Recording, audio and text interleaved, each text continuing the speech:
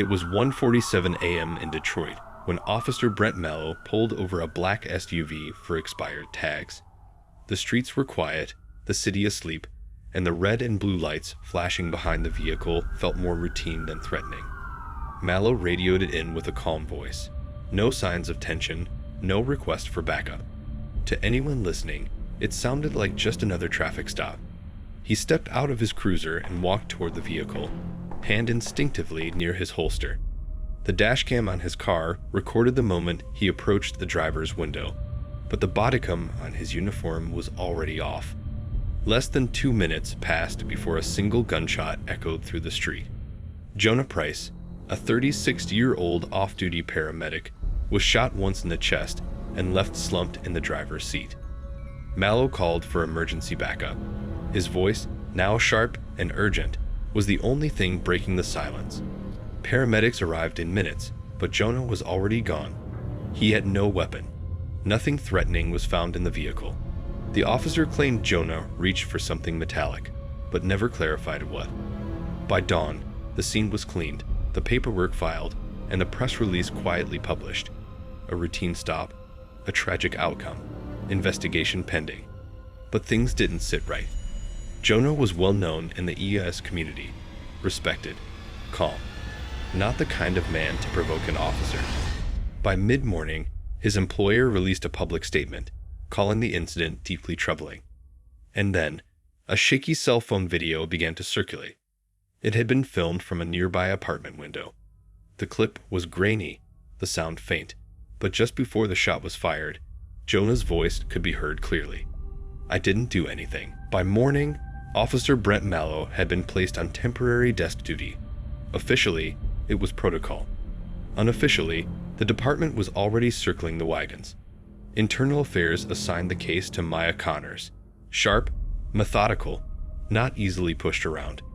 But even she could feel it the moment she stepped into the precinct. People weren't talking. Not openly. Not about this. Mallow's incident report was short, clinical. He wrote that Jonah Price had reached for the center console and ignored verbal commands to stop. He feared for his safety, so he fired. Standard language. But something in the wording felt rehearsed, like a paragraph lifted from a training manual. Later that afternoon, Maya drove to the apartment where the cell phone footage had been recorded. The man who filmed it, a delivery driver named Kareem, said he didn't think much of it until he heard the voice. Jonah's voice, clear and confused. He handed over the original file. "They won't want this out," he said quietly. "But it's the truth." Meanwhile, Jonah's fiancée, Leah, sat down with a civil advocate and made her first public statement. She told reporters that Jonah had been nervous for days, said someone was following him. She didn't have names, but she remembered him checking the mirrors more than usual, always looking over his shoulder. That evening, Maya reviewed old call logs and incident reports. One name came up more than once: Mallow. 3 years ago, he was first on scene when Jonah responded to a collapsed overdose victim near Cass Street.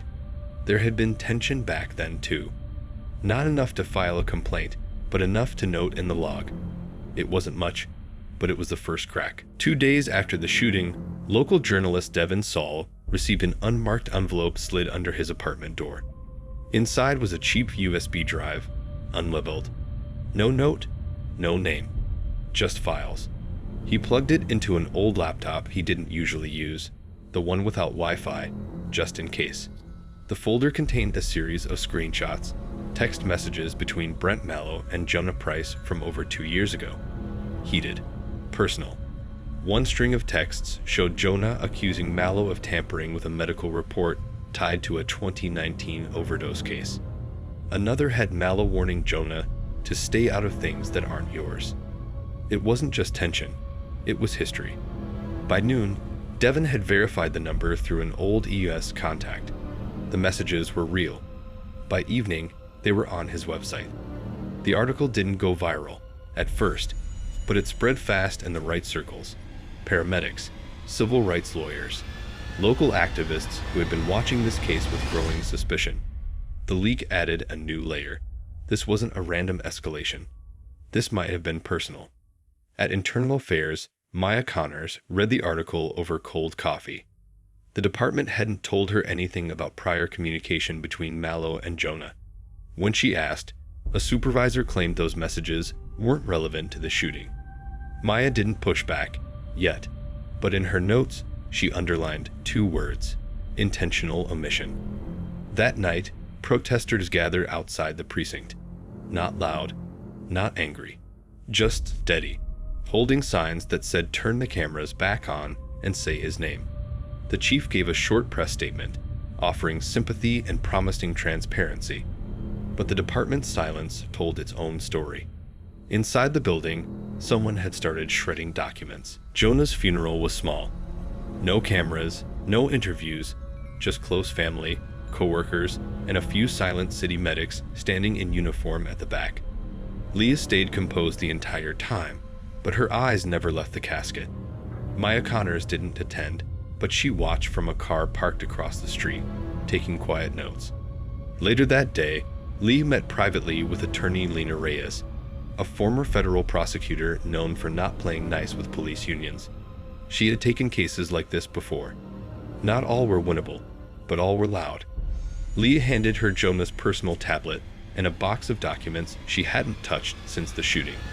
She didn't know what was important, only that Jonah had started locking it in the hall closet 2 weeks before he died.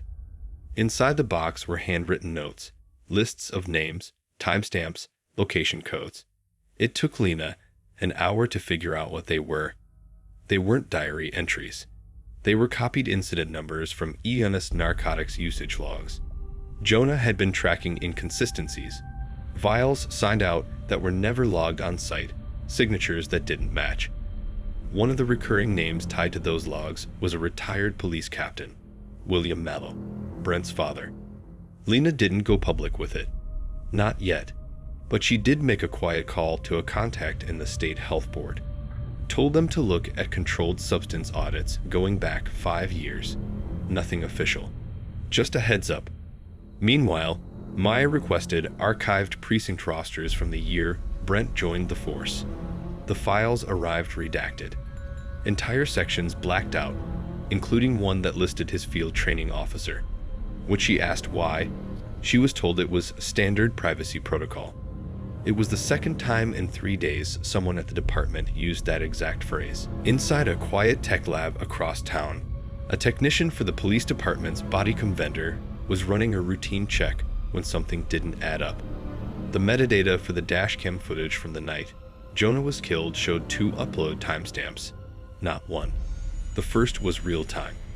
The second, 5 hours later, included a file with a missing audio track. That wasn't just a glitch. That was manual override. He flagged it. Then, instead of sending the alert through the usual department portal, he printed it and slid it into a personal folder. He'd been around long enough to know when something was above his pay grade, and when it was dangerous to talk too loud. Back at IA, Maya received a quiet tip about the dashcam from a source she'd worked with on a past corruption case. The message was simple. Look at the audio. It didn't vanish. It was muted. Maya filed a formal request to have the footage reviewed by an independent forensics team. Within hours, her request was denied. Reason: chain of custody conflict. Another identical request she hadn't submitted was logged in her name, then quietly closed. Someone was using her ID to kill the trail. Lena, meanwhile, decided to push harder on her end. She filed a motion for access to all Bodycam and dashcam audit logs from the precinct, every instance where footage had been re-uploaded, replaced, or modified. The city delayed their response. In the background, the technician, unsure who to trust, uploaded the original metadata file to an encrypted Whistleblower site. It was small, technical, easily overlooked, but buried in that data was proof the audio feed wasn't corrupted. It had been cleanly removed. And the man who authorized that second upload, he hadn't been seen at the precinct since the day after the shooting. It started with a deleted call.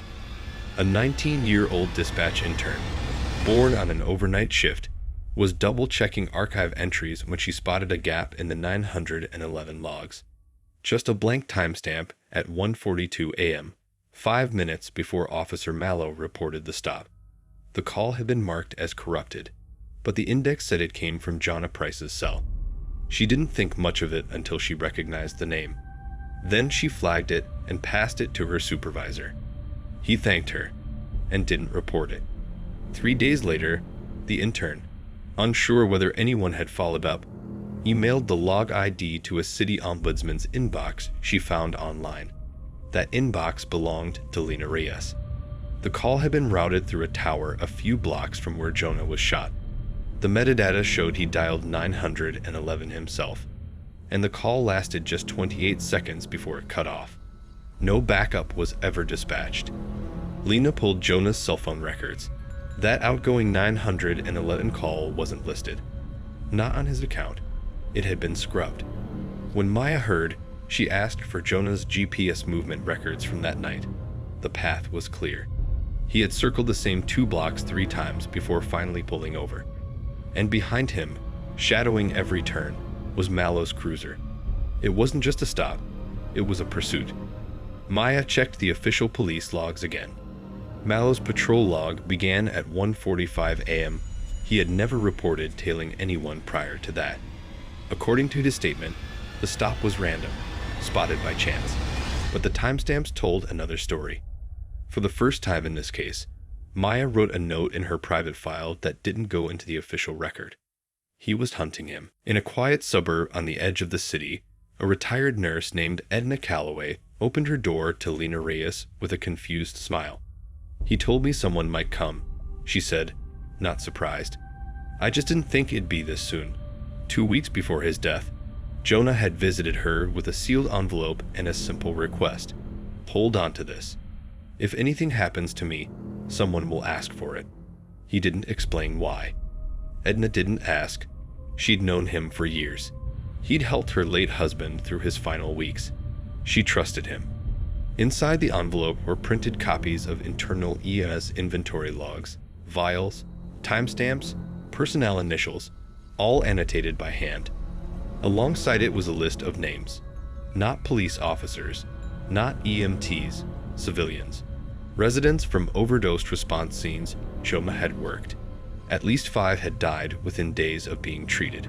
Quietly. Off the radar. The logs pointed to something systemic. Narcotics being signed out under false initials.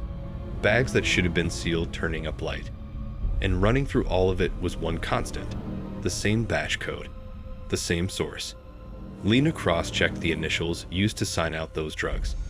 One set matched an active EMT, and another matched someone who hadn't worked a shift in over a year.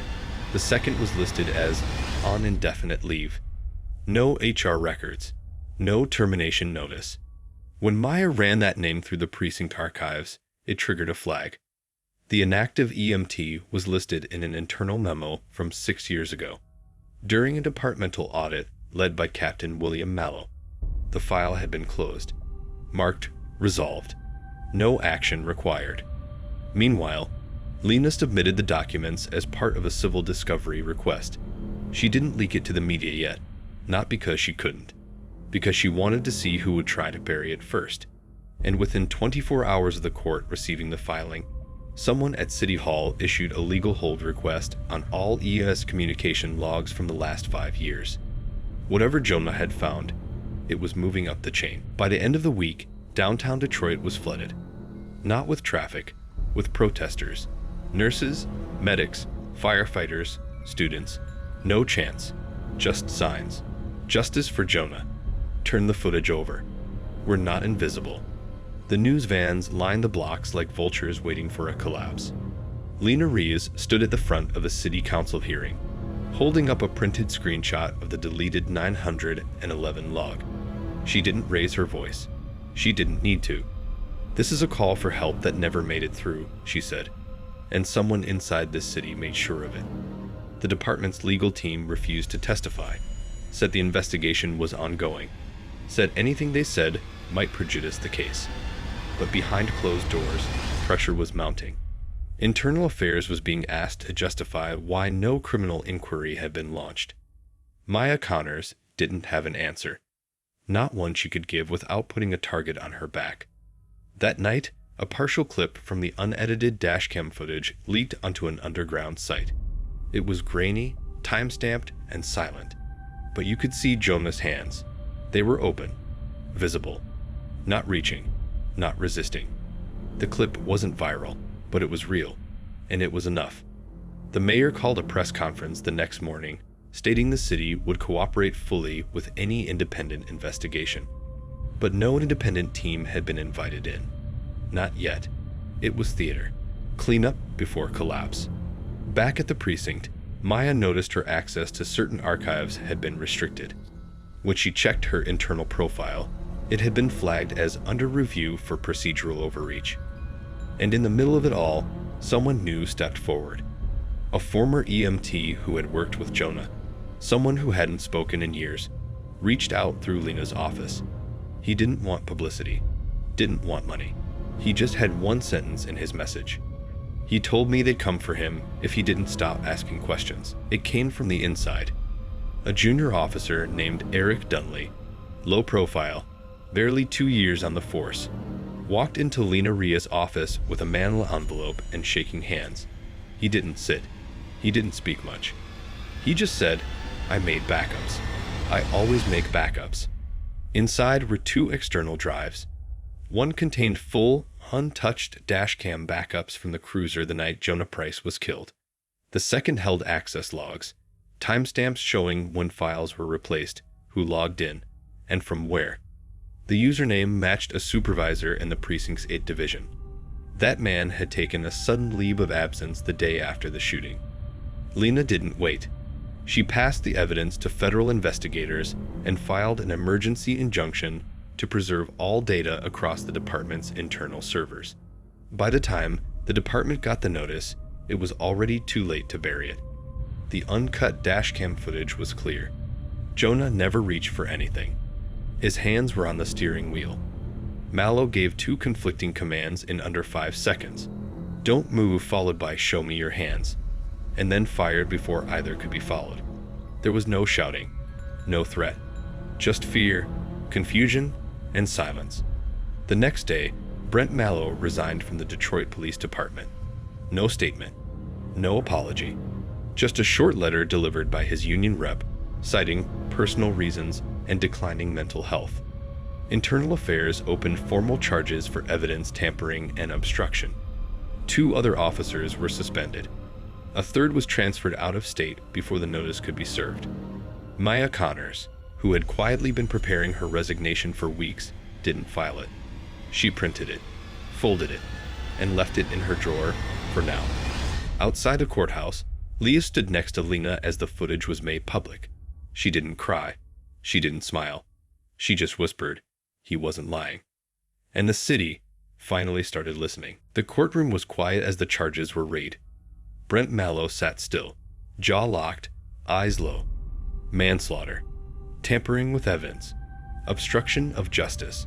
His attorney entered a plea of not guilty. He didn't speak. It wouldn't be a clean trial. The defense was already planting doubt, suggesting stress, confusion, training failures. But the footage was real. The audit trails were intact, and public sentiment wasn't on their side. Jonah's family, through Lena Reyes, settled a wrongful death suit with the city. The payout was substantial, enough to shake headlines, not systems. Leah gave one interview where she said, "Money won't fix this, but maybe the next one will get to live." Internal Affairs released a redacted report weeks later. It confirmed what the evidence had already shown. The Bodycam was turned off manually. The dashcam audio was removed post-incident. Supervisors failed to escalate irregularities. Logs were altered. Buried deep in the appendices was a single note from an anonymous source inside the department. It read, "We were trained to protect the badge first. I protected the wrong thing." Captain William Mallow's name never appeared in the report. No charges were filed against him. He retired quietly. His record remained clean. But the fallout didn't stop. The police chief resigned under pressure. 2 IA supervisors stepped down. An external audit of EMS protocols was ordered by the city council. Media outlets moved on, but something stayed behind. A slow shift in how people paid attention. Maya Connors transferred out of internal affairs. She took a smaller post in a different city, one without as much noise. But before she left, she submitted her own sealed memo to the oversight board. It wasn't long. It wasn't emotional. It just listed every documented point where someone could have stopped what happened. Jonah Price didn't get justice in the way people expect. No parade, no apology, but his name wasn't forgotten. A small mural appeared outside the ES station where he once worked, painted by the hands of his coworkers. Just 3 words beneath his portrait. He told the truth.